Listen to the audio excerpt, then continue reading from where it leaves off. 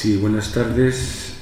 Se inaugura a partir de hoy el ciclo en torno a la figura y la obra de Fernán Coronas, Padre Galo, producción lexicográfica, poética, mariana y paremiológica. Dará más detalles después Ramón de Andrés, uno de los coordinadores.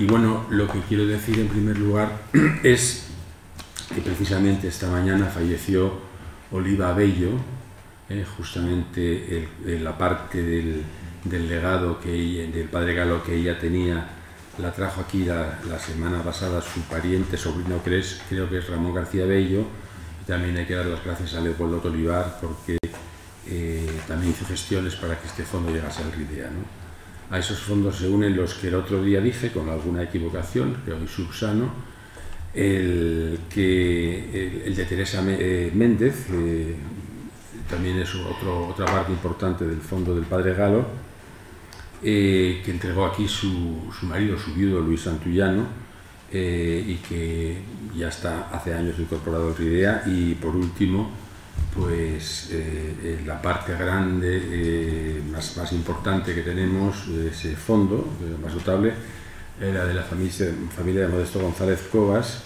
su esposa, su viuda, Cristina García, que nos acompaña hoy también, y nos acompañó otro día en la presentación del libro como coeditora del mismo, pues donó al RIDEA. Entonces, bueno, un recuerdo hoy, en este día especial, para Oliva Bello, por ser el día de su fallecimiento y precisamente por haber llegado a la parte que ella y sus hermanas tenían la semana pasada de la mano, que lo trajo literalmente en la mano Ramón García Abello. Y sin más preámbulos por mi parte, más que declararme satisfecho de que digamos, este fondo empiece a estudiarse. La presentación del libro de la semana pasada fue una buena muestra de ello, la digitalización del fondo, de una parte del fondo que se conserva en Luarca, empezó esta semana de la mano de la Fundación Valdesalas, y en fin, este mismo ciclo y otras actividades, la presentación del libro de las papeletas que haremos próximamente en Cadavedo y otras actividades futuras, pues tratan de dar la importancia y el relieve que se merece la figura del Padre Galo. Sin más, tiene la palabra Ramón de Andrés. Buenas tardes, gracias señor director de Política Lingüística, señora María Teresa Cristina García. Empezamos con esta conferencia de Marta Pérez Toral, un ciclo de 4 conferencias. La primera de ellas esta, la segunda de Adrián Martínez Espósito sobre el proyecto lexicográfico de Fernán Coronas, la tercera va a ser del que habla en este momento, sobre las propuestas ortográficas del Padre Galo, y la última de Antón García sobre el naturalismo poético asturiano de Fernán Coronas o Padre Galo. Es un ciclo de 4 conferencias que coordina Marta Pérez Toral y que aúna esfuerzos del RIDEA, de la Universidad de Oviedo y del Principado de Asturias alrededor de esta figura destacada de la literatura y del estudio filológico del asturiano. Paso a presentar a la conferenciante de esta tarde, Marta Pérez Toral, compañera en el Departamento de Filología Española de la Universidad de Oviedo, es profesora titular de Lengua Española. Sus líneas de investigación se centran especialmente en diacronía, es decir, historia de la lengua española, y más concretamente morfología y sintaxis históricas. Esta forma parte de un proyecto sobre el estudio del léxico español del siglo XVII a partir de los textos manuscritos e inéditos del Archivo Histórico de Asturias y de otros archivos españoles y latinoamericanos. Es un proyecto internacional cuyos resultados se van incorporando al nuevo Diccionario Histórico del Español que está elaborando la Real Academia de la Lengua Española. Esto es una de las ocupaciones centrales en este momento de Marta Pérez Toral. Disfrutó de una estancia en la Universidad de Harvard en 1999 es miembro de la Asociación de Historia de la Lengua Española y asimismo miembro numerario de este instituto. Sus publicaciones, libros y medio centenar de artículos están publicadas en revistas especializadas del mayor prestigio: Verba, Anuario de Letras, Revista de Investigación Lingüística, Revista de Lexicografía, etc. Revistas muy conocidas en el gremio lingüístico por su solvencia, ¿no? Alrededor del asturiano, Marta Pérez Toral tiene estudios de tipo sobre todo de léxico histórico y de gramática también, sobre el asturiano en documentos del siglo XVII, sobre el sistema pronominal átono, sobre diversos aspectos del léxico de la época, interferencias entre asturiano y castellano en la documentación del siglo XVII, cuestiones de cohesión textual, oposición de género en algunos topónimos asturianos, esto en otro campo más cercano a la toponimia, y es coautora junto con Teresa Cristina García y yo mismo de la publicación que presentamos la semana pasada de las papeletas lexicográficas del padre Galo, que justamente son los culpables, ese libro es el culpable de este ciclo, como si dijéramos, ¿no? Su conferencia se titula Algunas palabras del padre Galo que fueron cuestionadas, un título enigmático y sugerente que esperamos que la conferenciante nos desarrolle inmediatamente. Muy bien, pues muy buenas tardes a todos, gracias por estar aquí. Muchas gracias a mis compañeros de mesa, al director del instituto, Ramón Rodríguez, y a también mi compañero y profesor del Departamento de Filología Española por sus palabras. ¿Veis bien lo que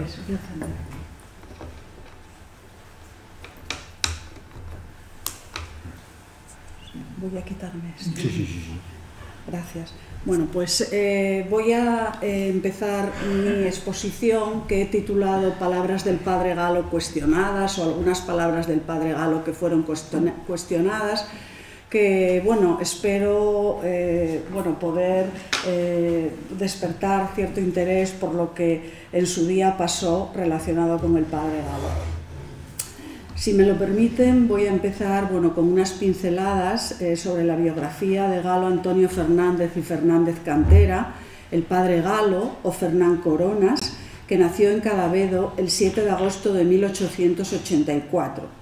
A los 13 años comenzó muy pronto su carrera eclesiástica e ingresó en el convento noviciado de la Congregación de Oblatos de María Inmaculada en Urnieta, en Guipúzcoa. Su vida transcurre en conventos españoles primero y extranjeros posteriormente de esta orden, en los que él va adquiriendo una amplia cultura en diferentes ámbitos: histórica, arqueológica y por supuesto también lingüística, que es la que a mí me interesa, y en los que también desempeña en esos conventos de la orden, desempeña tareas docentes. Viaja por Europa bastante, a Holanda, Bélgica, reside en Francia e Italia y se ordena sacerdote el 29 de junio de 1909, tiene 25 años. Sabemos que fruto de esas estancias en distintos lugares y también de su interés por la lengua, tenía un buen conocimiento y dominio del francés, ya lo dije el otro día en la presentación del libro, y eso es lo que está escrito en diferentes libros que hablan de la biografía del padre Galo. Pues conocía el francés y lo hablaba perfectamente, el portugués, italiano, por supuesto latín y griego, y también inglés, alemán, finlandés, hebreo, por supuesto asturiano, gallego, catalán, algo de euskera, occitano, etc. Era además aficionado a la música sacra, tocaba el órgano, el arpa y el salterio, y también pintaba. Y buena muestra de ello son, no sé si se puede apreciar, pues el fondo de esta transparencia más marcada, las otras ya no lo están tanto, las hemos diluido un poco, cómo él iba ilustrando en las papeletas, y esto es lo que nosotros pudimos ver, cómo él va ilustrando en algunas papeletas, no en todas, dibujos, dibujos de aquello que está definiendo, por ejemplo.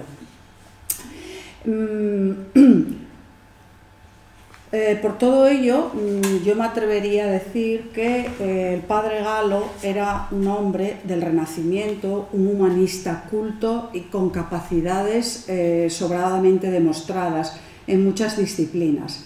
Todavía joven, su salud se resiente de dolencias, pues dicen que gástricas y cardíacas, recae, empeora, y debido a esto, en 1913, con 29 años, vuelve a su tierra.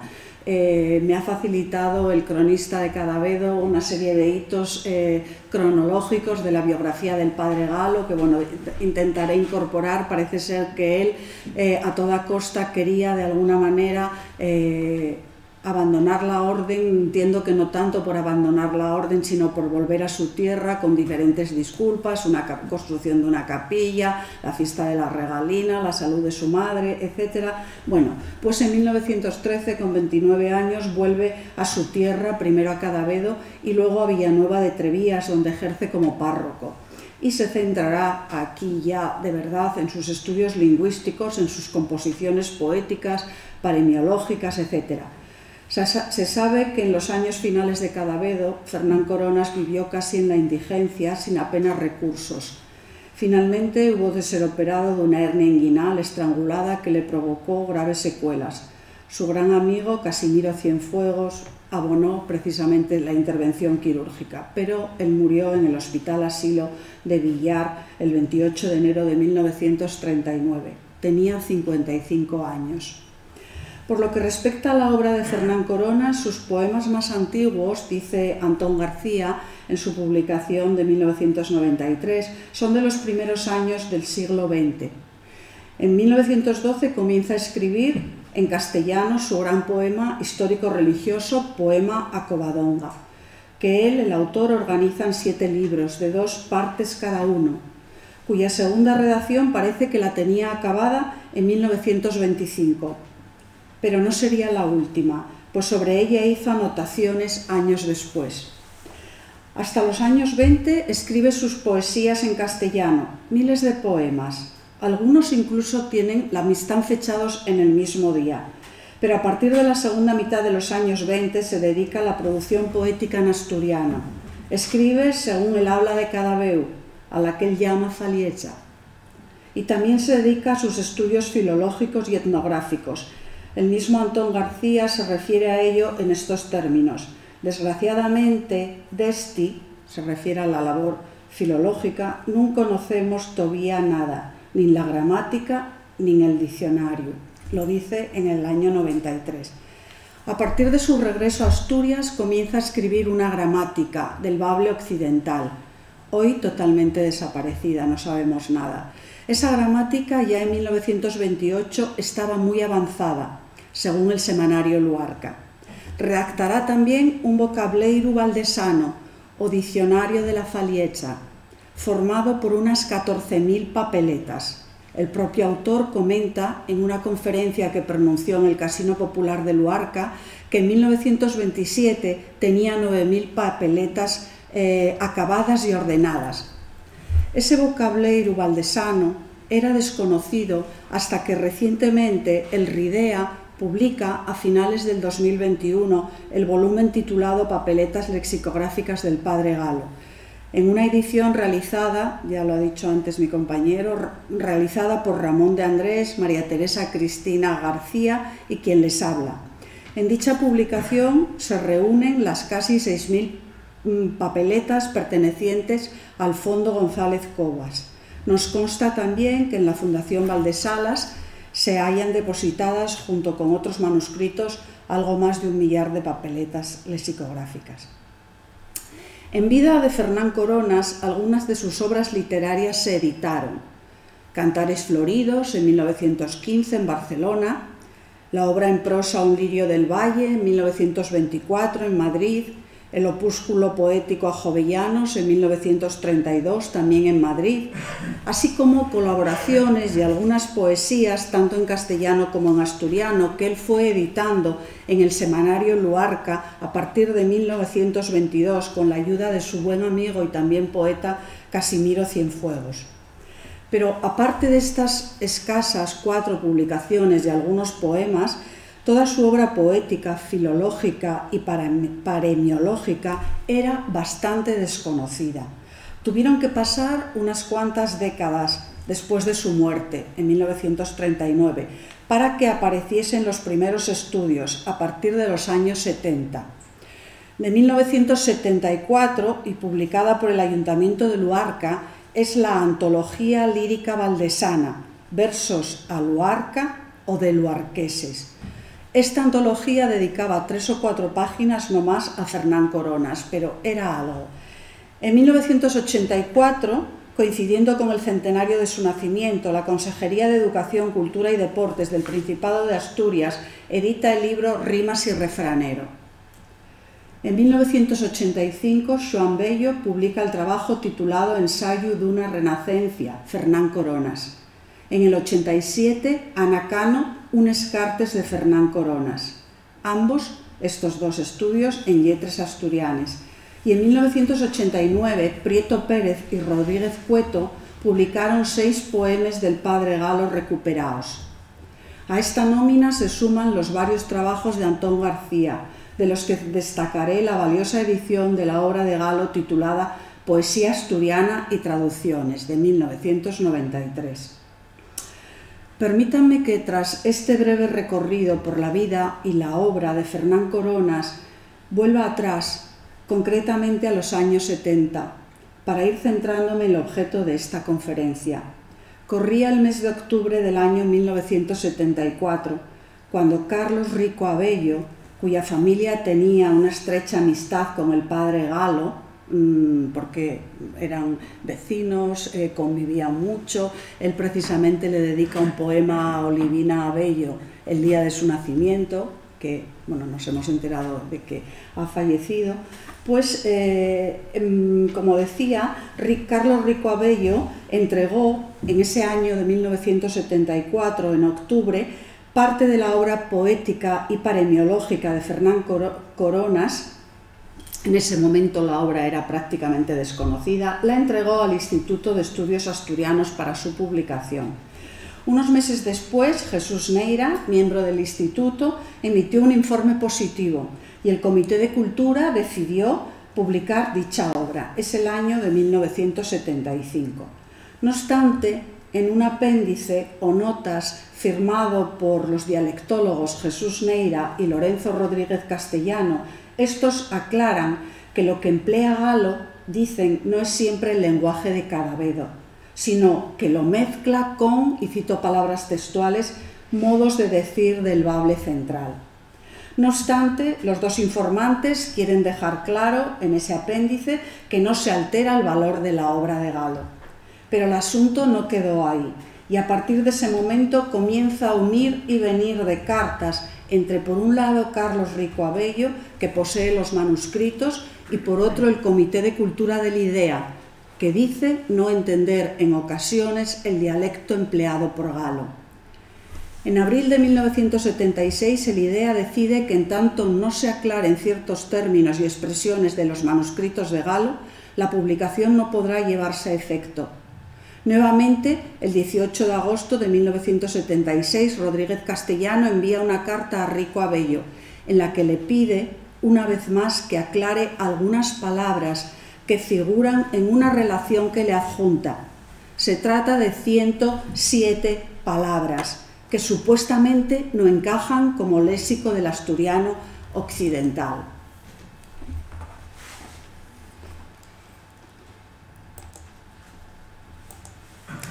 Bien, dice, como decía, son 107 palabras, son esas que tienen ahí, que dicen estos dos dialectólogos que no encajan dentro del léxico del asturiano occidental. Contesta Rico Abello en septiembre del 76, diciendo que una vez revisadas esas palabras, cree que las posiblemente dudosas serían no más de una docena.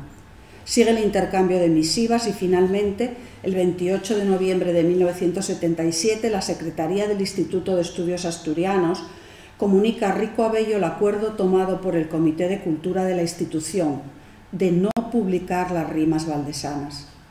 Como mencioné anteriormente, Rimas y refraneros se publicó en Oviedo 10 años después de aquellos primeros intentos, en 1984, coincidiendo con el centenario del nacimiento de Fernán Coronas.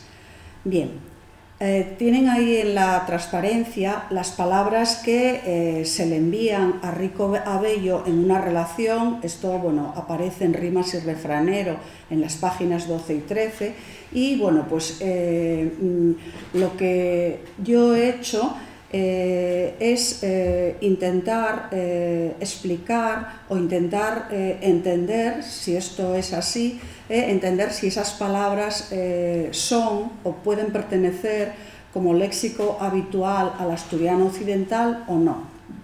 Voy a centrar, por tanto, mi exposición en algunas de estas voces dudosas, lo de dudosas entre comillas. Vaya por delante que no es mi propósito el análisis de cada una de ellas, sino detenerme en alguna y comprobar si Fernán Coronas las utiliza en otros contextos, por ejemplo, en sus papeletas lexicográficas recientemente publicadas, e incluso considerar su posible aparición en otros vocabularios del occidente asturiano o en los diccionarios dialectológicos. De ser así, se probaría de alguna manera su uso más o menos generalizado en la zona y avalaría su autenticidad como formas del habla del occidente. En caso contrario, ¿se trataría de voces que Fernán Coronas inventa? Me lo pregunto. Llegados a este punto, he de advertir que no vamos a ser nosotros quien pongamos en duda el conocimiento que Galo tenía de la faliella, de Cadavedo, del que era dueño y señor. Como advierte Antón García, Fernán Coronas utiliza el asturiano con verdadera maestría, utilizando toles variantes dialectales con función literaria. Tampoco quiero pasar por alto el hecho de que yo no soy especialista en la materia. Soy, eso sí, asturiana y filóloga, y como tal me he acercado al tema, con mucho respeto y cautela, y con la ayuda de mi compañero Ramón de Andrés, que leyó estas reflexiones mías y me hizo observaciones muy atinadas. A él le doy las gracias. Deduzco, en una primera lectura, ya centrándome sobre el tema, que varias pudieran ser las razones para tildar estas palabras de incomprendidas, para no aceptarlas en su momento. Algunas de esas voces, desde luego, tuvieron que ser, pienso yo, mal interpretadas y mal transcritas por parte de quien hizo la primera transcripción. Otras pueden ser fruto, quizá, de cierto artificio atribuible a Fernán Coronas, que pudo alterar y quizá cortar significantes de manera intencionada, o no. Quizás se trate de significantes de palabras que él oye, escucha y copia. Pero para la mayor parte de estas voces, de estas palabras cuestionadas, no encuentro la razón de que fuesen desestimadas, pues son palabras seguramente dichas, oídas y registradas por Galo y por otros autores, como veremos a continuación.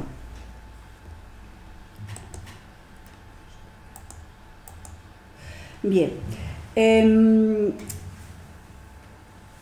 esto que tienen delante es, digamos, un guión de lo que voy a tratar.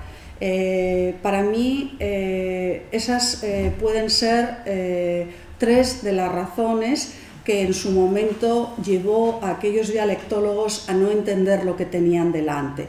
Por un lado, la transcripción errónea. Quiero puntualizar desde el principio, por otro lado, el acortamiento de palabras, quizá, no lo sé, ya lo veremos, y por otro lado estoy convencida que la inmensa mayoría de las palabras proceden de la lengua hablada. Decía que quiero puntualizar desde el principio que la grafía de Galo es en ocasiones complicada. Como advierte Oliva Abello, refiriéndose a la letra de ciertas postales enviadas por Galo a su familia, dice: la letra de estas postales y cartas ya diminuta, patinas de mosca, decía el autor.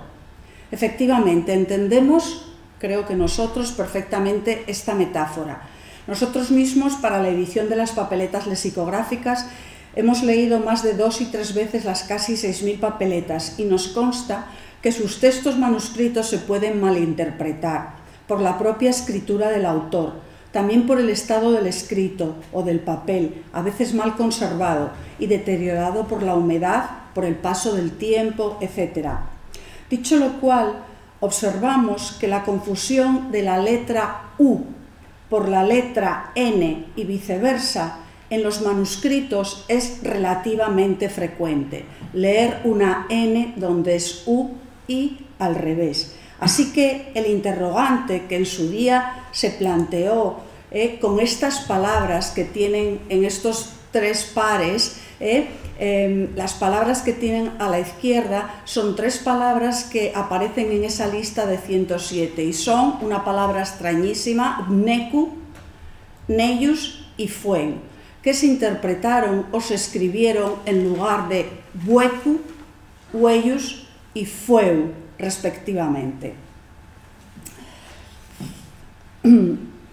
En concreto, en la voz neku, de lo que no hay ningún ejemplo escrito, como obviamente tenía que ser, esta voz que fue denunciada por incomprensible, estamos seguros de que obedece a una errónea lectura e interpretación del original de Galo, que a buen seguro sería bueku, con el significado de hueco, como en el poema Auguas de Covadonga, que dice así. Los poemas están a la izquierda, las referencias a las papeletas a la derecha y en rojo.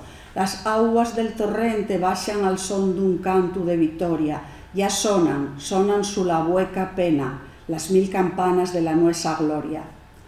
En asturiano existe buecu y huecu, y la presencia de esa B inicial es fácilmente justificable, porque a veces la U inicial, vocal o semiconsonante, desarrolla una consonante precedente, que suele ser una G, como en guler, oler, güey, hoy, o hueso, hueso. En cambio, es raro que aparezca una B, que aparece, por ejemplo, en la palabra bueco, pero no es una palabra inventada. Fernán Coronas conoce bien esta palabra y por ello la recoge en sus papeletas con el significado de hueco. Y esa es la transcripción exacta de la papeleta. Fa quedem un huequín que yo ande quiera me siento, por estrechiquín que sea el sitio. Lo mismo ocurre con otra palabra rechazada o denunciada, la palabra neius, que no es neius, sino que sería hueyus en el original. Galo incluye dos entradas de la voz hueyu y escribe en una de ellas lo siguiente: hueyu, ojo, lo que hueyus te recen, las manus lo biencen, lo que hueyus temen, manus lo biencen. E igualmente lo mismo ocurre en la palabra fuen, fuen que no es fuen sino fueu, que en sus papeletas él escribe fueu, fuego, el fueu ya la fuega, troixulus la puerra, con la oposición fueu, fuega, femenino, con la interrogación, que no documentamos el femenino en los diccionarios asturianos. De todas formas, fueu es una palabra obviamente perfectamente asturiana, con la pérdida de una consonante sonora intervocálica, cosa que ocurre pues con mucha frecuencia.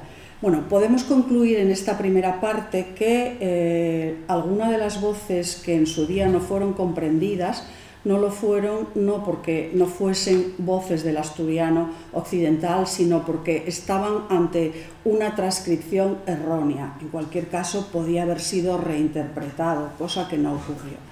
Bien, otra de las posibles causas es el acortamiento de palabras, quizá con interrogación, por lo que vamos a ver ahora. Y esto ocurre con esas tres palabras que aparecen también en esa lista, que tienen ustedes a la izquierda, que son prince, fras y palaz, que estarían quizá, en lugar de príncipe, frase y palacio. Otra de las razones que subyacen en algunas de las palabras cuestionadas es el acortamiento de los significantes, como en esas tres que ven ustedes ahí. Efectivamente, algunas de esas palabras denunciadas, quizá, no lo sé, pudieran justificarse como usos debidos a licencias poéticas del autor que en su momento no fueron debidamente entendidas en el contexto en el que aparecían. Una de esas palabras cuestionadas es prince, que aparece aquí, y él la utiliza en el poema La vicina valdesana, que dice así: «Lurrundus marmuradores que la quieren consolare, dicen nun chores, nena, apari nin de chorare, que el tou príncipe está volviendo de tierras de subremare». La voz prince quizá podría justificarse o entenderse desde un punto de vista literario como una licencia que Galo utiliza para cuadrar las sílabas de un verso. Se trata todos ellos de versos octosílabos y el octosílabo en el verso penúltimo le cuadra o surge si en lugar de príncipe él escribe prince. Pero quizás se trate de una licencia o un calco que él toma del inglés o del francés, lenguas que Galo conoce perfectamente. Verdaderamente no sabemos con certeza cuál fue la razón para su uso, pero lo que tampoco entendemos es la denuncia realizada en su momento, la poca flexibilidad a la hora de comprender quizá cierto artificio poético, quizá, no lo sé, por parte de Fernán Coronas. Otra palabra rechazada es fras, que utiliza supuestamente en lugar de frase, en el poema In luce tua ambulabunt. Ya no palaz, ya na cabana sones, ya la tu fras cum vivo amore palpire, padais amor a muitos corazones. Esta voz fras que no está en los diccionarios dialectológicos podría ser un acortamiento por la métrica. El segundo verso es en decasílabo, como el resto, gracias al uso de fras frente a frase. No obstante, una buena razón de peso sería la apócope o pérdida de e final en frase, tan frecuente en el asturiano, donde decimos quier, quies, tien, etc. Y nuevamente, en el mismo poema, en In luce tua ambulabunt, hallamos la palabra palaz en lugar de palacio. Dice así: fala asturiana, princesina inculta, que en una cueva curian 1000 chadrones, ya mester que nos volvas tú ensiñare, ya nu palaz, ya na cabana sones. Y la repite la misma palabra en el poema El cóncanu doiru. Nu palaz de xunto al mare, na sala de los sous vuelos, asiéntase a hacer la xanta, redolao de cabacheiros.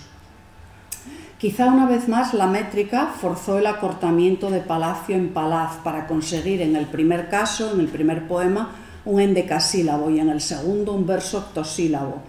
Pero si acudimos a las papeletas lexicográficas que tienen a la derecha, encontramos que Galo introduce este significante como palabra de uso, y aquí, claro está, la razón no es la métrica, sino el propio uso del hablante. Dice así: palaz, palacio, sit credi domus José Rico, quaere aduc.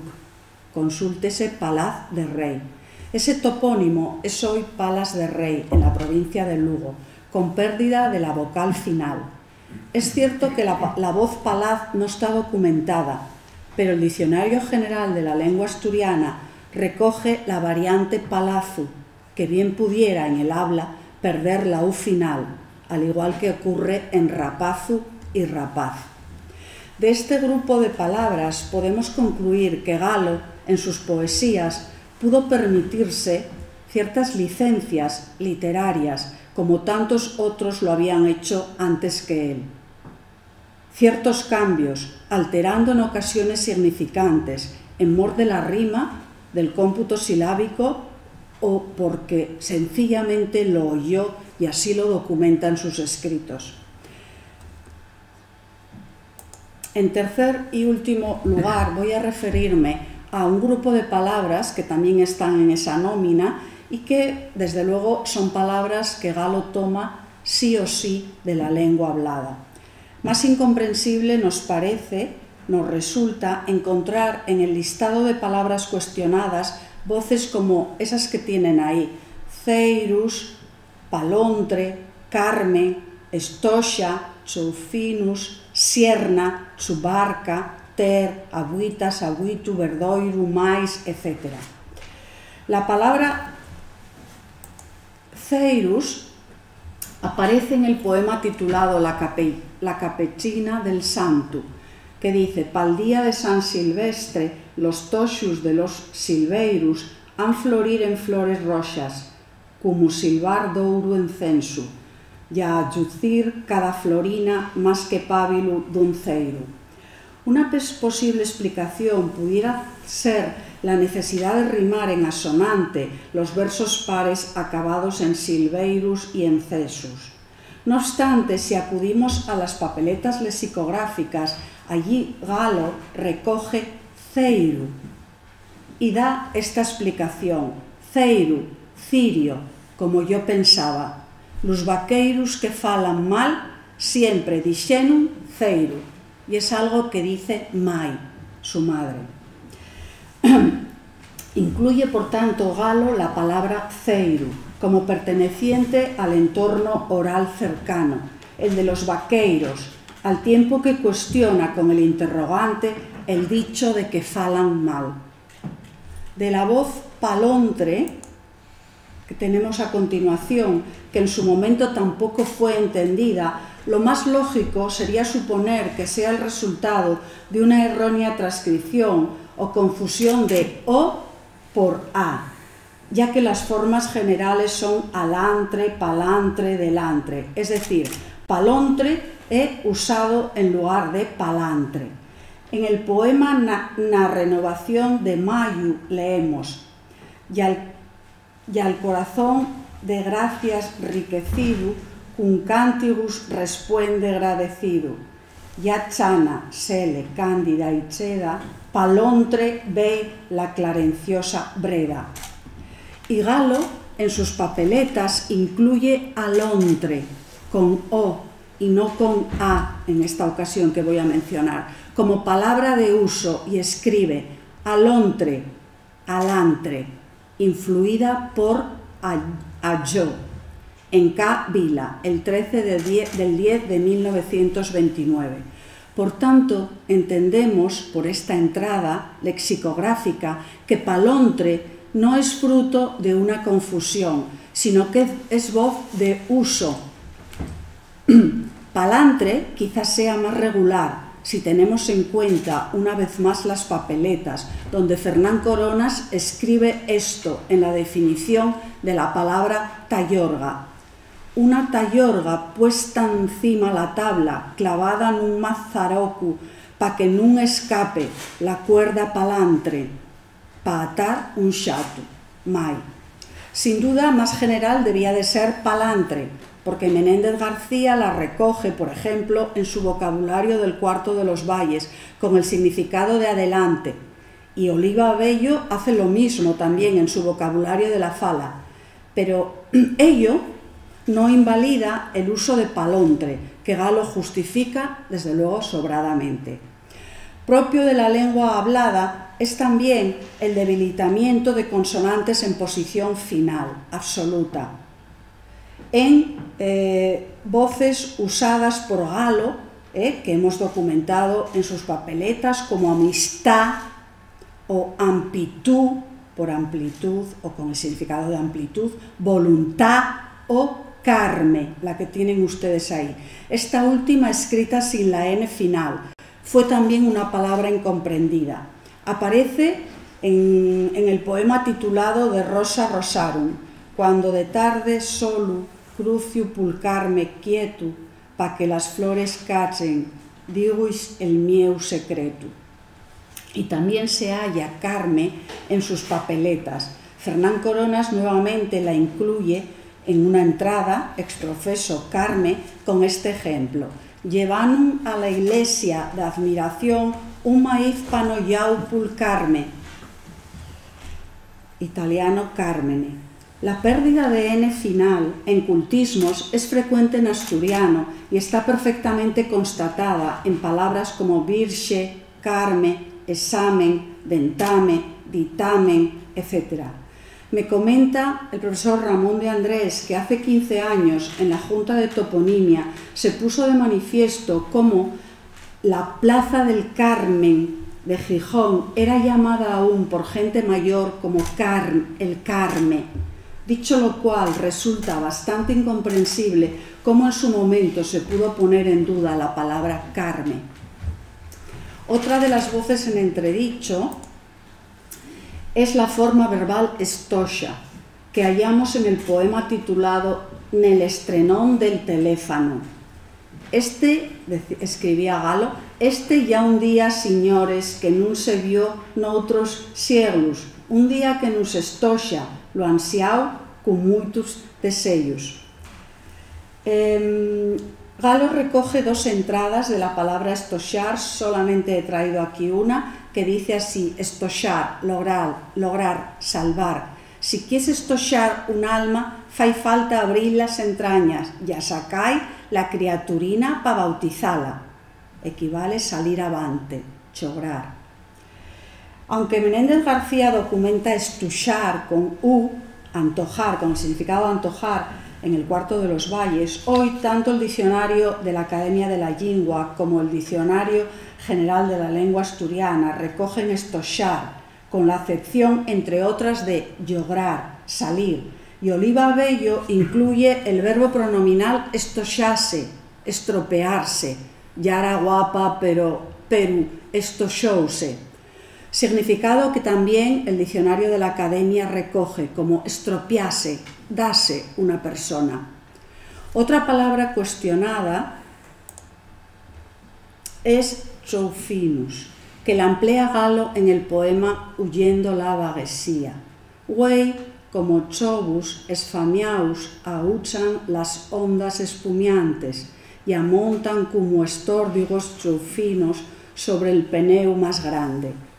Una vez más Galo, en una de las entradas de sus papeletas, en la voz ayalga, escribe: ayalga, vieron a flotar una ayalga y a echarnos al mar como choufinus. Y si acudimos al Diccionario General de la Lengua Asturiana, allí en la entrada yofín, delfín, se incluye la variante joufín, propia del asturiano occidental, concretamente de Cudillero, señala el diccionario. Asimismo, tomada del uso, utiliza Galo la voz sierna en lugar de sienra. De aquella, de sierna, se dijo que no encajaba como léxico del asturiano occidental, pero Galo la usa en repetidas ocasiones. Por ejemplo, en el poema titulado A la torre fidalga nuesa. Tú que de verde vestida te yergues na verde sierna, ven falanos de la espranza que imprima témporas nuevas. Y en el poema Na noite xeladora dice: nesta noitona de desconsuelo, mientras na sierna se posa el xelu, toi teleciu. Y en Nubón, país astur, su la criadora clara solallada marechera de sierna del yugar. Bueno, emplea muchas más veces esta palabra y también la incluye en las papeletas como palabra tomada del uso en la entrada molladiecha, mojadura en día de lluvia. No había avechugu en toda la sierna y agarré la gran molladiecha, María las cotas. Desde luego, después de todos estos casos, no parece voz desconocida en el occidente asturiano. Oliva Bello, en su vocabulario de la fala de Cadavedo, recoge sierna, y el diccionario de la lengua asturiana documenta también sierna, como variante de sienra, y la documenta sierna en Valdés. Tampoco comprendemos cómo la palabra chubarca pudo cuestionarse en su momento. Es voz recurrente en la poesía de Galo. Por ejemplo, en el poema titulado La vicina valdesana. La mi villa del Chubarca, sonrise clara y oscura. Y en las papeletas, Chubarca tiene su propia entrada. Chubarca, luarca, pa ir a Chubarca fai falta pasar la barca. Como señalamos en la presentación de la edición de las papeletas lexicográficas, el padre Galo utiliza varias grafías para esta chevaqueira, pero si lo que se cuestionaba era la palatalización de la L inicial, tampoco lo entendemos porque es constante en su discurso en palabras como yud, chibres, chograre, chueu, etc. Asimismo, por ejemplo, Julio Concepción, en su diccionario etimológico de toponimia, recoge chuarca y también chubarca. De ahí que no comprendamos la denuncia sobre esta voz.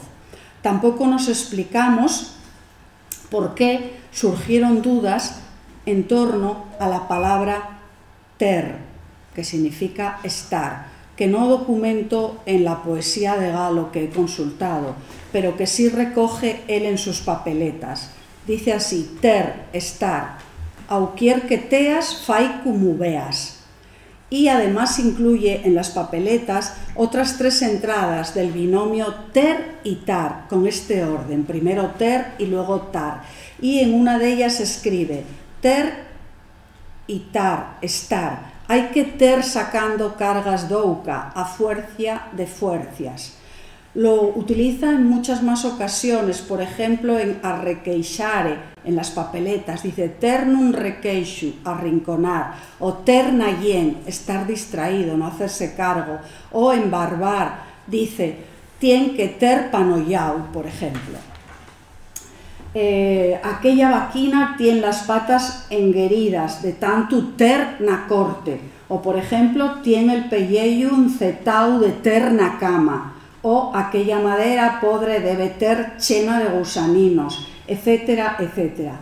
Ante tanta afluencia de ejemplos, hemos de pensar que ter no era invención de Galo y hemos de preguntarnos por qué la utiliza en tantas ocasiones. La respuesta más lógica será porque se usa, la oye y da fe de ella en sus escritos. Si hallamos ejemplos de tar, como en el poema Campánulas Florens Silenter. Dice: las campaninas del campus son esquilas sin mayuelo, y en vez de estar embrocadas abren la boca para el cielo. O en el poema Pensando en el ángele ausente: el no es un enin nayun desaspera y aguarda, que vayámonos a atar na su bona compañía. Bueno, algo similar podríamos decir, acabo ya, de la palabra, otra de las palabras que es abuitas o abuitu, que se incluyen en aquel listado. Son muchos los casos documentados en la poesía de Galo, por ejemplo en el poema Campánulas Florens Silenter, que dice, por ejemplo, las campaninas del campo agüitan de plata fina, o en el poema Bichar, donde dice, si sos lurrisueño que agüitas de gozo, sos nin en sin par, etc. En sus papeletas lexicográficas, desde luego la incluye como palabra de uso, y no solo incluye esta, sino que incluye agüitanza, agüitao, agüite y agüitar. Y de agüitar dice: agüitar, ad más bultus, parecerse en la cara, semejar en cualquier cosa. Y lo ejemplifica así: como agüitas a tou pa, miou nenu. Sinónimo parecese, asemellar, el 6/3 de 1925. Consultados otros vocabularios, hallamos en el de la fala de Oliva Abello agüitase, parecerse, agüitaste a tou pai. Asimismo, el diccionario de la lengua asturiana recoge la variante agüitar con el significado de parecer, de la que dice es propia de Valdés. A esta nómina de palabras podríamos añadir otras también cuestionadas, como, acabo ya, verdoiro, o mais, o esllende, o tuevo, o el diminutivo y lesina. Y muchas más, hasta 107, que en su día fueron denunciadas, pero a buen seguro no fueron ni inventadas, sino usadas y oídas, y por ende Fernán Coronas las incluyó en sus escritos. Muchas gracias a todos por su atención.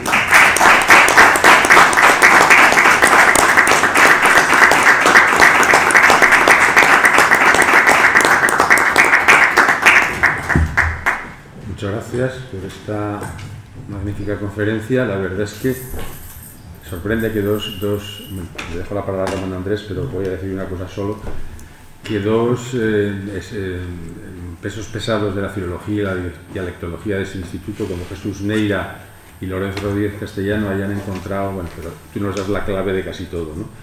Pero, o de casi todo, no de todo, yo creo que nos das la clave de todo, ¿no? Pero en todo caso, digamos que hoy estamos, no hablo de culpabilidades, pero el RIDEA hoy está, digamos, sacando a flote cosas importantes y dejando cosas muy claras de esa desgraciada decisión de no publicar en su momento aquella obra.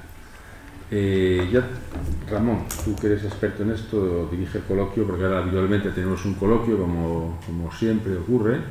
Si alguien quiere decir algo, pues es el momento, incluso de lanzar otras hipótesis distintas de las que lanzó la autora de la conferencia.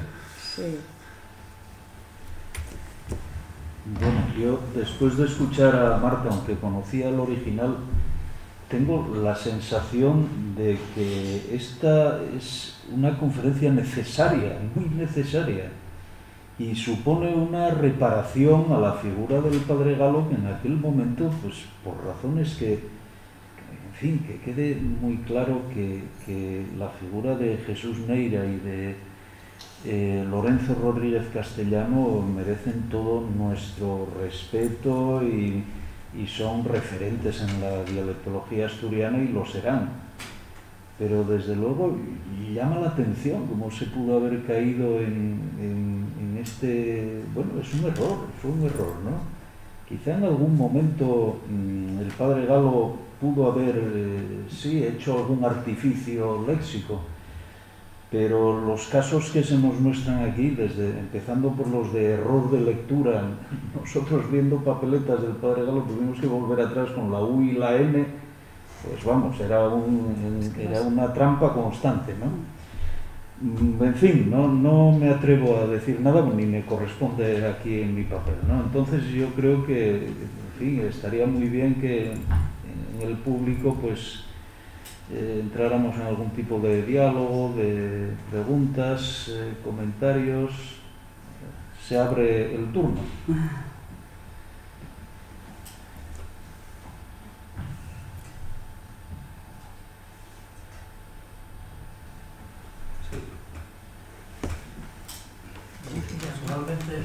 José Manuel.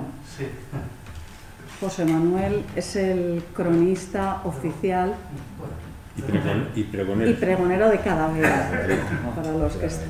Sí, voy a hacer este año 19 años de pregonero de la regalina en esta forma de hablar que habéis trabajado, ¿no? No soy ningún rico ni experto, solo un aficionado y estudioso de Padre Galo y de toda su obra.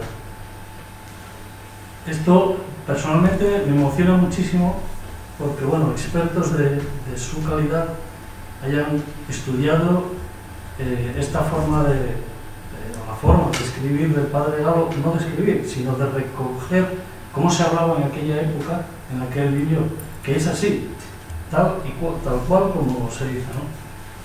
No conocía a las personas que dijeron en su día en el RIDEA lo que dijeron, ¿no?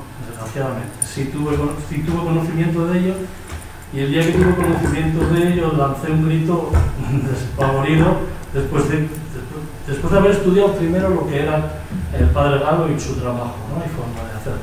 Ahora bien, llegando ya a la actualidad, yo sí que quisiera, a veces me lo pregunto yo mismo, ¿no? Si es que no influyó el padre Galo, bien por desconocimiento, en lo que hoy tenemos o queremos que sea el bable, el asturiano o allí. Porque yo creo que existe en el padre Galo, en su trabajo, y desde el estudio que ustedes vienen realizando, pues unas características que sí podrían influir mucho más y hacerla mucho más arraigada a la tierra en cuanto al trabajo que hizo el padre Galo, en palabras, en expresiones, etcétera, etcétera. Yo no sé, desconozco si se tuvo en cuenta, pero yo creo que igual habría que hacer una vuelta nuevamente a esa estructura del asturiano, conociendo tal como estamos conociendo y gracias a su trabajo, evidentemente, ahora mismo a la obra del padre Galo, y que aún falta mucho por descubrir y estudiar. Yo creo, desde mi punto de vista, que se debería de tener muy en cuenta toda esta obra del padre Galo dentro de lo que sería la lingua, ¿no? Es mi reflexión. No sé, ahí Ramón. Bueno, no sé si alguien del público... Sí, está Antón, está allí Xulio Viejo, que son especialistas. Sí me gusta, que no el moderador, sino la conferenciante que pinche al final. Xulio, Ramón. Bueno, yo si queréis doy mi opinión, pero espero que intervenga alguien más. Yo creo que los escritores que escriben en asturiano occidental o que tienen el asturiano occidental como referencia porque son de allí, yo creo que tienen dos referencias de oro, que son el padre Galo y Manuel Menéndez. Manuel Menéndez. Si no me equivoco, ¿no? Cuarto de los Valles. El autor del Cuarto de los Valles, es que son como dos Biblias para ellos. ¿Me equivoco o qué? Y entonces el valor lingüístico del padre Galo está muy considerado en estos escritores, que por otra parte el padre Galo escribe asturiano occidental, que si ves su correspondencia con el resto del asturiano es perfecta, porque estas palabras, por ejemplo, Carmen no es de Valdés, no es un exclusivismo de Valdés. Hay muchas mujeres en Asturias que se llaman Carmen, en Cabrales, en todos los sitios, ¿no? Llanera, Carme Xuano. Claro, y los choufinos son yufinos en otros sitios donde se pronuncia la L. Es decir, que no hay nada especialmente llamativo en este vocabulario y yo creo que son muy venerados estos dos autores en los cultivadores del asturiano occidental, ¿no? No sé. Sí, quizás, hablo siempre desde la ignorancia, obvio. Quizás sea que el uso común de la lengua sea más de la zona centro que de la zona sur. Hay más hablantes de lengua que no la nuestra chevaqueira, ¿no? Sí. Que igual no se pronuncia tanto como lo hacemos nosotros. Quizás ahí te da la clave también.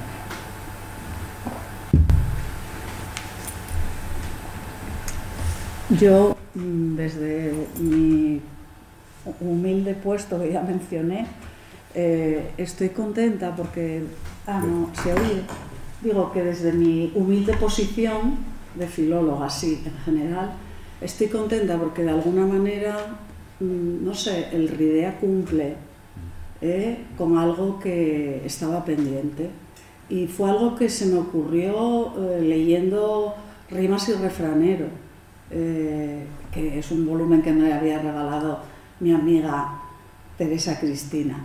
Y bueno, luego también leí, ahí es donde aparece el listado de palabras, leí también un fragmento de un artículo que publica Antón García en el 93 en Alcordanza, que se exaspera un poco, igual que mi compañero Ramón de Andrés, pero esto cómo no va a ser, pero esto cómo no va a ser asturiano, que él dice, pero cómo se pudieron cuestionar en este momento estas palabras. Y entonces fue cuando decidí hacer algo en este sentido, ¿no? Para, no sé, bueno, pues no sin acritud, pero que a lo mejor pues faltó, no lo entendemos, les faltó abrir un poco la perspectiva o no estar tan encorsetados, no lo sé, porque tampoco ya dije que no soy especialista, pero que las palabras están ahí, que están en los diccionarios, que desde luego él las oiría y por eso las escribe, y que si en algún momento inventó algo, pues a lo mejor fue lo menos, ¿no?